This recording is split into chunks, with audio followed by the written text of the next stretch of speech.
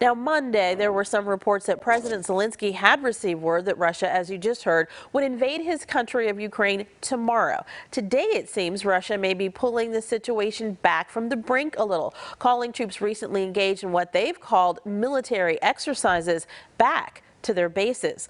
Live with me now is the former third U.S. ambassador to Ukraine, Stephen Pifer, who is now a senior fellow at the Brookings Institution Center on the United States and Europe, and the director of the Brookings Arms Control Initiative. Good morning and welcome back to Fox 40 News at 11. Thanks for having me. Thank you for being here. This is such a time when we have so much to understand, and it is really changing by the hour. First, what a reversal it seems in a little less than 24 hours this time. Yesterday, we were hearing that the invasion the Biden administration had warned last week could come in days was actually going to happen tomorrow. President Zelensky of Ukraine said he'd gotten that word, but from who and exactly how, still kind of murky. When the notion of this February 16th invasion started circulating yesterday, what did you think? Would Russia be that blatant in telegraphing its intent? Well, I think you've certainly seen over the last 2 months this very major Russian buildup around Ukraine, including they brought in troops from the Russian Far East. That's 6,000 miles away. They're now deployed in Belarus. So there was a lot of reason for concern. There have been some good news in the last 24 hours. The Russians seem a bit more open to dialogue. And the Russians have now said that they're beginning to withdraw some troops. I think we have to watch and see whether that really happens. And bear in mind, the withdrawal they seem to be talking about is from Crimea to Rostov. That still leaves those forces back at their normal garrisons in Rostov, not very far from Ukraine. The real question will be is whether those troops in Belarus, which are 5,000 miles away from home, whether they go home and they take their equipment with them. Okay, that will be an important thing to watch. This buildup Russia's been engaged in has been going on, as you mentioned, for quite a while. Talks to bring down tensions have been going on for quite a while. You've been one of the people in the room, at the table, as a former ambassador to Ukraine from 98 to 2000. What do you think has been said in the last 24 hours that has maybe finally changed things enough for Russia to be pulling back some troops? Well, Vladimir Putin likes to have options, so I think he was trying to keep options open.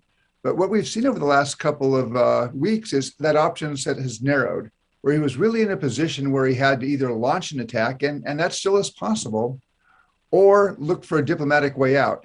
And what's interesting is that the Russians now may be picking up on ideas that really the United States and NATO proposed 3 or 4 weeks ago. The question will be now, can the Russians drop their more outrageous demands, such as they wanted an agreement that NATO would never enlarge again, and then focus on the arms control and risk reduction measures that would really contribute to security between NATO and Russia and that are on the table. So we'll have to see whether the words that are coming out of Moscow translate into that kind of engagement, but then still watching to see if those Russian troops go home. Okay.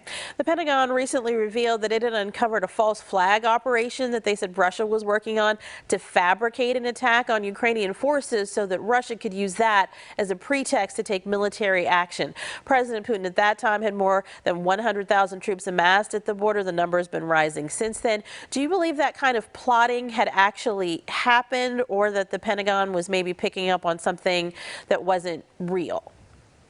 No, I would not at all be surprised that if the Russians intended military action, they would try to come up with some kind of a false flag pretext. And you already saw coming out of the occupied part of Donbass, folks there saying that, well, we believe Ukraine is getting ready to attack us.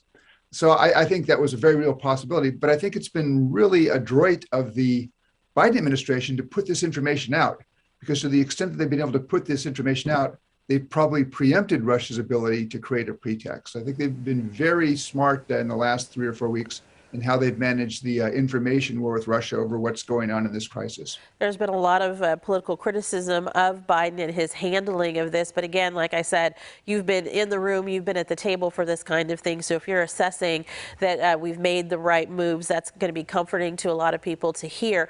What is Russia gaining from all of this posturing if this does not actually go all the way to military conflict? Because it seems like all they've done is make everybody upset again. Yeah, no, I think this could be a misplay by Russia. Now, bear in mind, although they framed this as a NATO-Russia crisis, it really is about Ukraine. and it's about Russian concern that Ukraine is slipping irretrievably out of Moscow's orbit.